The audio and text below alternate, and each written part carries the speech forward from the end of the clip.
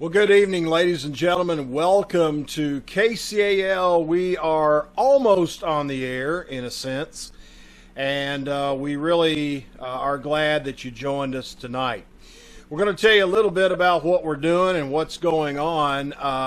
A year ago at this time, we were performing live at the theater, and that was the last time we were able to do that because of COVID. And this weekend was supposed to be the weekend that we were supposed to do all this, Norman and Denise. You know, we were planning on, well, back in the spring, we'd be ready by summer, and then the summer came and we couldn't do it, so we were ready by fall. And then fall, we were like, surely to goodness, we'll be ready in the winter. Well, the winter time's here, and we can't do that either. So, you know, one of these days, hopefully, we'll be back. Hopefully. You know, it's funny. We just get back in that spring show up, didn't we? But we're not going to forget about it. Yeah. We're still going to do it for you guys. That's right. Coming. We had to go another route, Doug, you know, as you picked these out for Christmas, of course. But, you know, little nostalgia here. This is actually the very first show we did on our own, right, Doug? I mean, this was our very first one. I'm going to give you a quick peek. Yeah, show us this. There you go. That was there is the tree. Oh, that's awesome. Yeah. Out front of the courthouse, and sold out, if you'll notice. What happened, people might remember, is we actually did a couple of things as a group to start out with, but the Christmas show of 2014 was the first one that the three of us actually took over the reins of the whole KCAL and ran it. And in fact, the only other person here tonight that was on that show was Billy Holland. That's right. And he sang that night. He did. And of course, our other regular, who's not with us tonight, but was with us then, was Carolyn Threlkeld. And so, yeah, this actually is the start, I guess you would say, of our seventh year. Yes, exactly. We are starting our Woohoo! 6th year. Thank you guys. All. Thank you. Thank you, Jessamine and you. Nicholasville, all of you. Thank you so much. Now, we got it going, and we added to it. Let's talk about that, because we got some people we added. Oh, well, then Connie came along. I was in the audience at that show with my mom because it was her birthday, and I signed up to try out to be a part of it. So I got to be. And the rest is history. And you were. I haven't let you all push me out the door yet. Oh no, we've held on to you, and then I think Larette, similar circumstances, wasn't it, Larette? You came to a show or two, and then I did, and Connie was out building a house by herself. She built the house. Oh, that's right. She's amazing. So I got to fill in for her, and thank goodness you all have kept me around, and it's such a privilege to be involved with this troupe. I'm so glad that I get to be involved and that you all love y'all. Keep asking me back. We feel privileged to be a part of it as well. I know I could probably speak for Doug. It amazes us, and it's so much fun to be around people that you really enjoy, you get along with. You've become family after these 6 years, haven't we? And it's just so comfortable now. Really fun, yeah. He was the audience, you know. I mean, I know Billy can probably attest to this as well as everybody else. The audience has become our family as well. It sure has. It's so comfortable down there. Yeah. Well, one thing we want to absolutely, one thing we want to absolutely mention, especially this year, is that we could not continue going if it wasn't some very generous people in this community and out of this community. You know, we've not been able to sell a ticket other than the show we did at the Vineyard. We haven't been able to sell a ticket since last December. Right. But we had some people that gave us some donations. We had our regular fundraiser back at the end of June, I think it was. And we've had groups such as the Tourism Commission, the Jessamine County and Nicholasville Tourism Commission continue to donate every month to help us out, because even though COVID shut us down, we've still had rent and utilities at the theater and insurance, and all that has continued for us. So we want to say a big thanks to all those people who this year, in spite of the problems that we've had, because let's face it, this COVID is financially has probably been hard on a lot of businesses too. Everybody. And a lot of people who came through and said, listen, we know you all are trying to do this. We know that none of you get paid and you're doing this because you want to give back to the community. And not only were they nice enough to give to us to keep KCAL going, just a few weeks ago, they were nice enough to donate $2,300 during our gospel show to give to the Jessamine County Schools Homeless Education Program. That was great. And Norman, I think, yeah, big thanks. Did you take that check to them the other day, Norman? So they have that money. I did, and I've got a receipt for it. They were very gracious and thankful that we had done that, of course. And I'm just thankful that we have something like that to help people like that. That, you know, we were all devastated when we heard how many of those kids are in this county. We were devastated. I know I was, and it's just, it feels so good to be able to help people that, you know, that I mean, hey, but by the grace of God, there go all of us, right? You know, so thank you so much. I mean, you know, it's fantastic to be a part of that. Sorry. My wife tells me I'm talking too much. No, that's fine. It's important that we talk about it. Well, the one thing we want to say now is hopefully we can be back in the theater. We haven't set the date for the spring show. It'll probably be March, April, somewhere in there. Please go to our website, KCALOTR.com. All of that will be posted there. It'll all be posted on Facebook. And we want to get back in the theater. We will as soon as it is safe for not only us, but for the audience and everybody involved. Believe me, we enjoy doing these Thank you, Connie. She's become our sign maker. She's our on the fly sign maker. Well, when you've got a teacher on board. Yeah, you're always prepared. We enjoy doing them on Zoom and on Facebook, but we really want to do live in the theater, and we will. It's just a matter of when. So. Our setting is so intimate that it's hard to spread out very much. If we had a bigger setting, it'd be different. But now, I know what you're all saying is we didn't tune you in to hear you talk. We want to see you perform. And the reason we're doing all this ahead of time is because we're not going to do it at the end of the show. So everybody, I hope, knows our cast. You see Connie, Royce, McDonald. You see Billy Holland. You see Larette, Latham. And you see Norman and Denise, Cline, and myself. And we just want to hopefully bring you a few laughs tonight on a show that we actually performed 6 years ago, our very first comedy, and we wanted to bring it back to you. It's a great show about Fibber McGee and Molly. Norman. One last bit of this trivia and nostalgia. I'm wearing the same exact outfit I wore in 2014. And he hasn't taken it off It hasn't been washed either.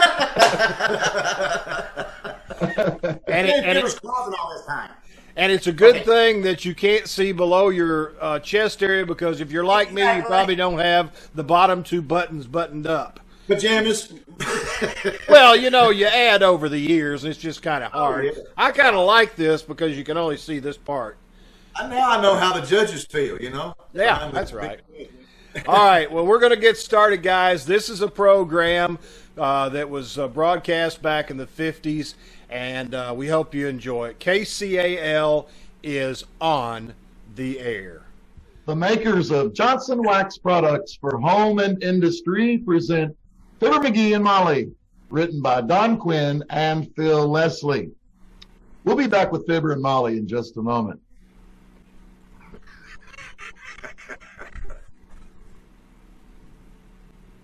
What two things are you most anxious to have in your home? Aren't they beauty and being spotlessly clean? Think for a moment how easily and inexpensively you can have both beauty and cleanliness just with an occasional application of genuine Johnson's wax to your floors, furniture, and woodwork. A rich, mellow, polished wax surface is a thing of beauty in itself. The wax brings out the grain and beauty of the wood. It adds a soft luster to leather, linoleum, and metal surfaces. And of course, this tough wax film protects these surfaces against wear, dirt, and moisture. Dust and dirt do not adhere readily to a waxed, polished surface. So cleaning is not only easier, but a waxed home is actually cleaner and more sanitary. Johnson's wax is of the very finest quality and long wearing. The cost is really very little, so why not protect your home with genuine Johnson's wax today? Dealers everywhere carry it.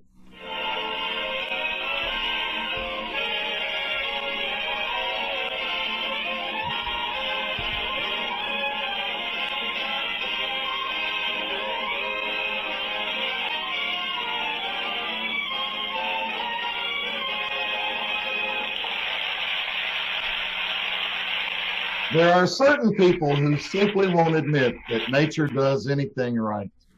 They're the kind who gild cattails, paint whose little tootsie are you on the shells of baby turtles, and clip poodle dogs to look like anemic lions.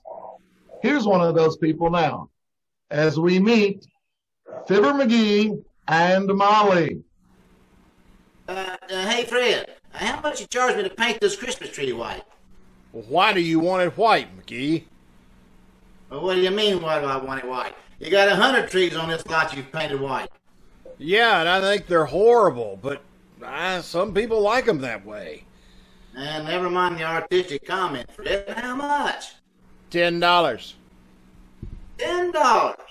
To spray a little white paint on this half-pint tree? Well, who do you think you are, Rembrandt? Look, maybe you didn't understand, Fred. I want this tree painted white, not gold-plated. $10. Well, you're a pirate, and I'll bet you've made $200 already today. You're a cheapskate, and I've made $340. Well, you're a robber. And you want to sell half interest in this joint? Well, you're a stoop, and I wouldn't sell my own mother half interest. You're a low-down, dirty swindler, you. That dirty swindler. $10 to spray a little tree like that white. The rat. Cheating people right and left, making $400 a day. Chiseler. I don't know whether to report him to the OPA or make him a better offer on half interest. The low-down dirty. What's the matter, McGee, this time? That guy Fred Corrigan that runs the Christmas tree lot down on 14th and Oak. That dirty pine broker wanted to charge me $10 to paint this Christmas tree white. Well, that does seem a little high, dearie. But think of the work there is to it. Putting all those needles back on after the paint dries. They don't take the needles off. They just spray the tree. Wish, wish, wish. That's all there is to it. Well, if wishing will make it so, why don't you do it yourself? Well, if it's a $10 job, I can't afford to pay myself that much. Yeah, besides, I haven't got any spray to, so... Hey, wait. Haven't we got a spray attachment on that vacuum cleaner? Oh, my gosh, I can have that tree painted white before you can say, don't that look awful? Now, McGee, please. I realize we need the house painted, but not on the inside. Let's leave the tree green. Oh, you'll love a white one, Snooky. It's a modern thing. Nobody uses green trees anymore. They're outmoded. Well, you don't say. Well, tell me, Salvador, what color snow are people using this year? Chartreuse? Oh, no kidding, Molly. White Christmas trees are all the rage. Well, they must be. They throw me into one. Look, sweetheart, just put the tree up and trim it. I love a green Christmas tree. Don't you, Alice? Don't I what, Mrs. McGee? Look, Molly, I'll put it to Alice fair and square and let her give an opinion. Here's the preposition, kid. If you were going to have a Christmas tree, which would you rather have? A dusty, drab, dirty old green one? Or a bright, snappy, glistening white one? Which one, Alice? Which? Mistletoe. Mistletoe? What an answer. Jeepers, don't you like to hang a little bouquet of mistletoe, Mr. McGee? He's too shy, Alice. Well, I am not shy, but what good is mistletoe? You catch somebody under it and it's either somebody you can kiss anyway, like your wife, or you get a slap on the chops before you can point up to it. Mistletoe, that's just poison ivy with berries. Well, put some up, Alice, and you'll see who manages to spend most of his time lording around beneath it. Oh, well. But honestly, dear, do you like a white tree? I like 'em all, Mrs. McGee. I don't care if they're purple. Gertrude always has a white one, though, and she likes them. Who's Gertrude? We know her? She's the boy who always rides past here in the cream-colored Cadillac and honks his horn's sister. I see. Well, himself here used to go with the man who owned a Stutz Bearcat's Nicks. Yeah, but I gave her up for an old guy with a broken-down Maxwell's daughter. But anyway, now, Alice, don't you really prefer a white Christmas tree? I got awfully tired of them, Mr. McGee. When I was a little girl, my father gave us kids some little tiny paintbrushes and told us to paint a Christmas tree white. Heavenly days! It must have taken you children a long time to paint that tree with that little brush. So, how long did it take you? Oh, we never did get it finished, but it kept us off the streets till we were 18 years old. Well, I gotta go wrap some presents. See you later. Right, kid. All that lovely golden hair can grow out of that solid bone, I'll never know. Oh, she's awfully sweet, though, McGee. There isn't a mean thought in Alice's head. No, nor any other kind. Well, this ain't getting my tree sprayed. Where'd you leave the tree, dearie? I'm out in front. I can attach the vacuum cleaner cord from the front porch light. Now, let me see. I'll, Come in. Oh, hello there, Dr. Gamble. Why, hello, Molly. And how are you today, Pantry Paunch? Fine, Jumbo. You out spreading a little Christmas cheer, telling your patients you're going to retire? Oh, he's not going to retire for years yet, are you, Doctor? My dear, I will retire on that far distant day when I can write a personal check for $400 and not have the hired help at the Fourth National Bank burst into hysterical laughter. Go on, you old miser. You got that much buried under a loose brick in the fireplace right now. The trouble with you is, you have more affection for $1 than my wife here does for a pound of butter. And that's the love match of the year, fatso. You have no right to say that, McGee. What? Dr. Gamble does more private charity work than anybody in this town. Yes, certainly. I am a very noble character. Why, when I walk down the street, flowers spring into bloom, and birds burst into song, and taxicabs honk twice before they try to kill me. Well, you know I do have to run along, though, right now. This is my busy season. Well, I suppose the children keep you pretty busy around Christmas time, Doctor. No, it's the so-called grown-ups, my dear. This is a silly season when 200-pound men start climbing them 49-cent step ladders to wire dime store angels to the top of them $300 Christmas trees, and they wind up in a $500 cast on their leg. Penny-wise and compound fracture foolish.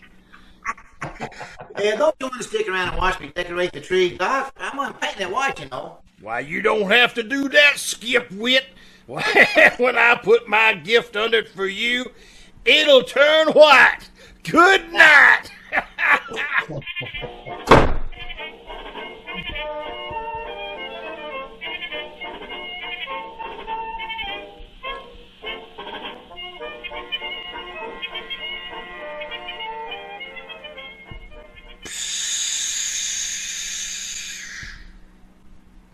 This doggone thing clogs up like a sentimental woman in a sad movie. What seems to be the matter, dearie? This paint spray goes along all right for a minute, then it chokes up. And then when it comes loose again, it throws a blob of paint that would knock Dr. IQ out of the balcony up there. Well, pound it on the porch steps. Maybe that'll loosen it up. Oh, okay, I will.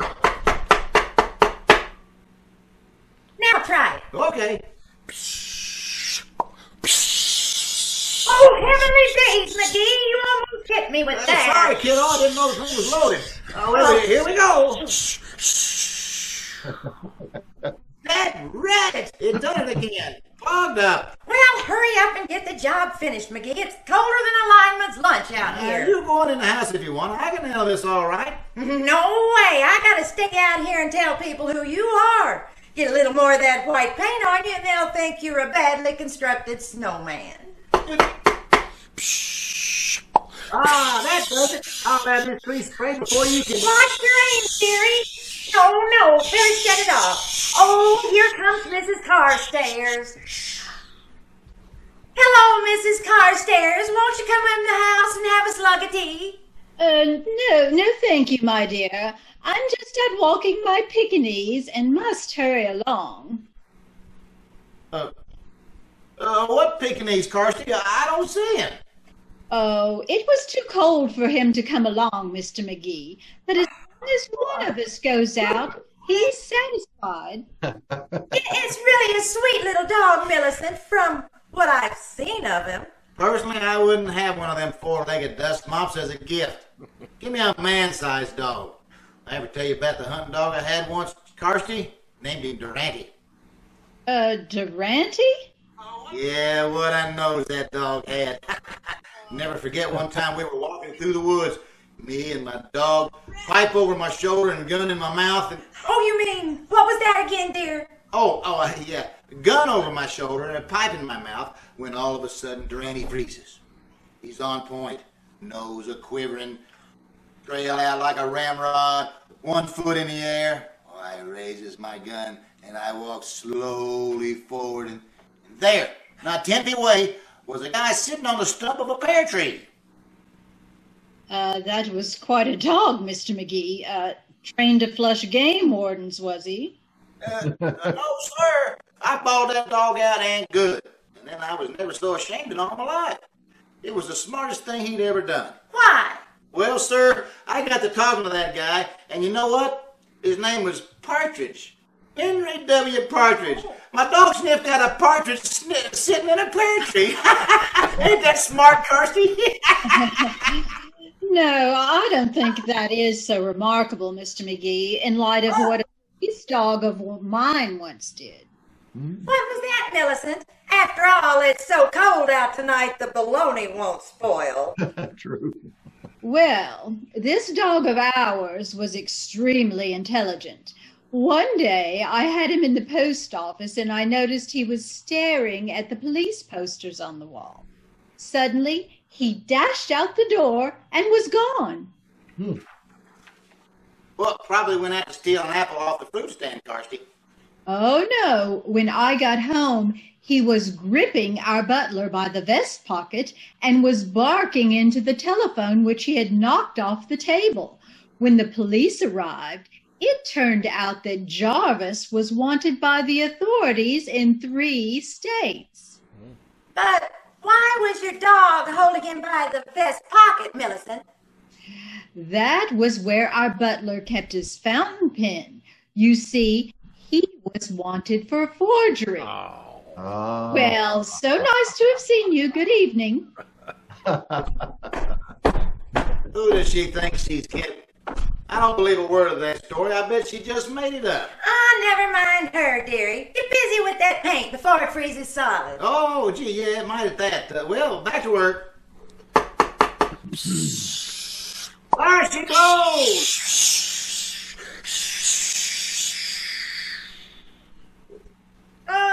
Stopped up again, McGee? Yeah, that doggone thing. It only got about 1/3 of this tree sprayed. But maybe if, Hey, wait a minute. What? Now, how could Carstairs' dog be gripping the butler by the vest and barking into the phone at the same time? She didn't say he was gripping the butler with his teeth, dearie. After all, a dog as smart as that could hold him down with one hind paw, dial the phone with the other, and use his front feet to take a fingerprint. Well, maybe. Ah, well, why should I worry?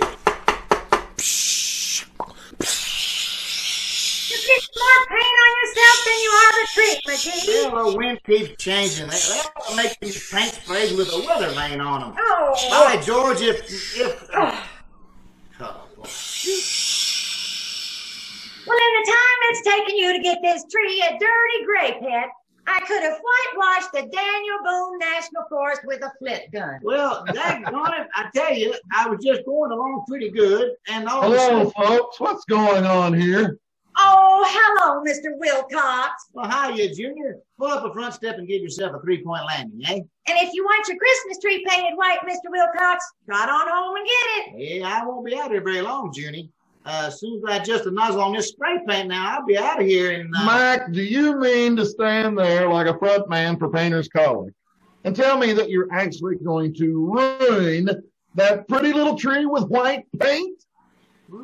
Ruining that refugee from the forest primeval, despoiling a magnificent evergreen that...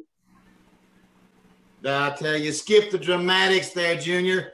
We know you memorized Evangeline in high school. And you played the heavy in the Chautauqua Company of Rebecca of Sunnybrook Farm, too, didn't you, Mr. Wilcox? Well, the juvenile lead, if you please. I also had 3 seasons of Shakespeare. Yeah, a likely story. When you play Shakespeare, son, that's when Othello needs a friend. Well, everyone in Omaha said I was another Barrymore. Well, when I came out in my white tights and said, "Oh, what a rogue and peasant slave am I!" Yeah, you can say that again. Oh, hush, McGee. I love Shakespeare. Go on, Mr. Wilcox. Boy. Is it not monstrous that this player here, seeing a lady forced to menial task and seeing such drudgery, would then dispense a thing called Johnson's glow coat?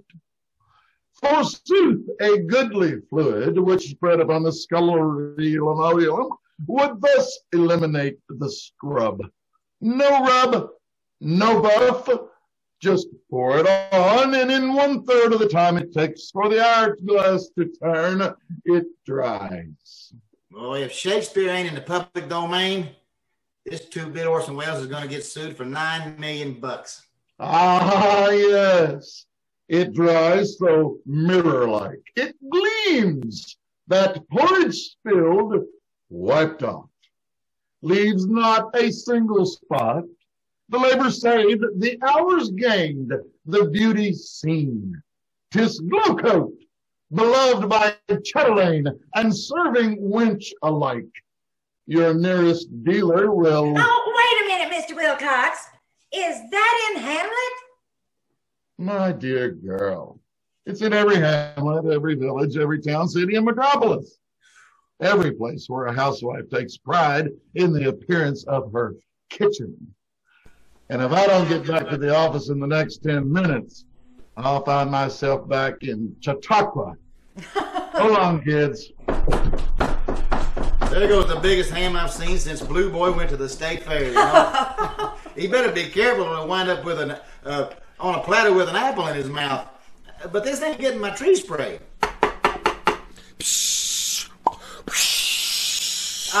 This is the best it's been yet. Look how white the tree's getting, Molly. Oh, there's one question I'd like to ask you, McGee. Are you sure that don't bother me now, kiddo. I'm going too good. Hot dog, ain't that getting beautiful? I finally got this spray working perfect. I know, but look, McGee, I've been wanting to ask you if later, Tootsie, I'm just about finished. There we are. Oh, all done. And believe me, that's the whitest Christmas tree you'll ever see. Now, won't you admit that this is a pretty perfect effect, baby? If you like that sort of thing, well, I'll go in and make some hot coffee, dearie. Okay. McGee? Whose tree is this out in the front porch? Oh, that's the one I bought this morning that I'm going to paint white and... The one that's been growing here in the yard all these years? Oh, bring in the vacuum cleaner when you come in. Oh, no. Are you kidding me? If I ain't the dumbest guy that ever lived. I'm a wise guy, a know-it-all. I can't tell one tree from another. I'm a saphead. I sprayed a live tree instead of the one I bought. I'm brainless and incompetent. Ham-handed butterfingers. And if I weren't so stupid, I'd never let me sit here and insult myself like this either. What's the matter, mister?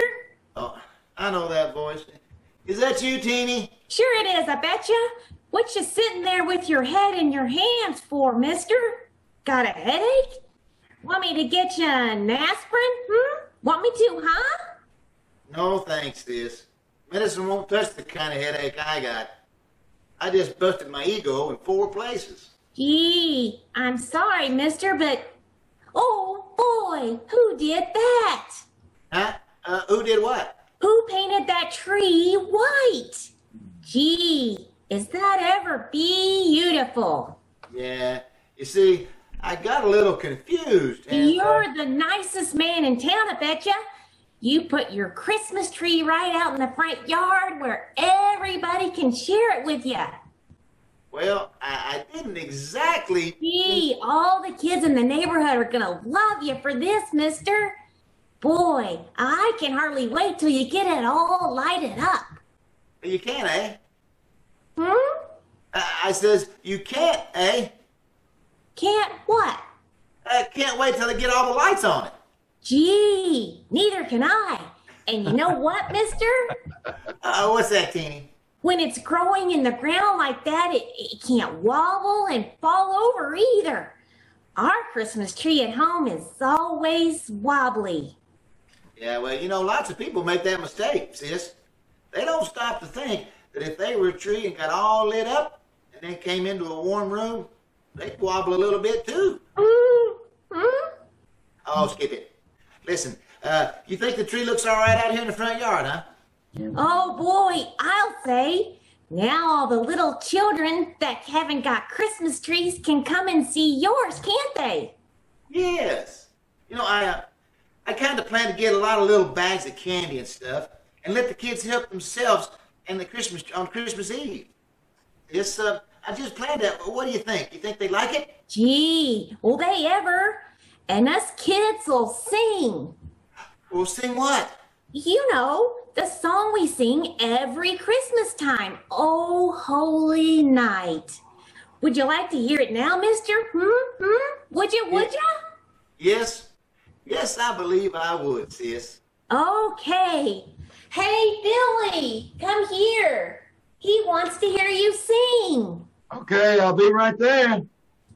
What a wonderful bunch of kids. And doggone it, that white Christmas tree sure is pretty, especially on a holy night like tonight. Oh, holy night, the stars are brightly shining. It is the night of our dear Savior's birth. Long lay the world in sin and error pining, till he appeared and the soul felt its worth. A thrill of hope, the weary world rejoices, for yonder breaks a new and glorious morn. Fall on your knees, oh, hear the angels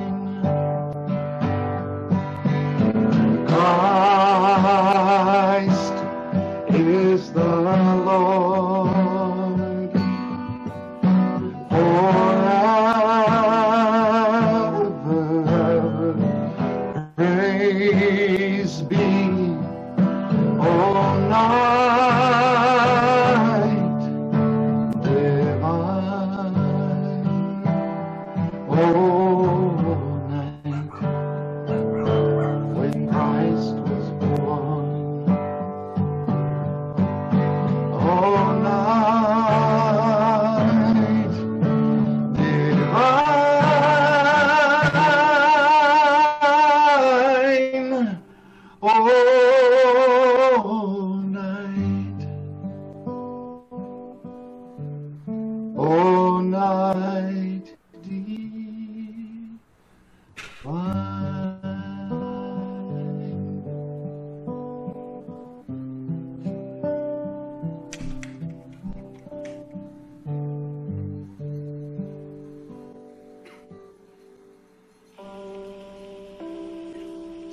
This is NBC, the National Broadcasting Company.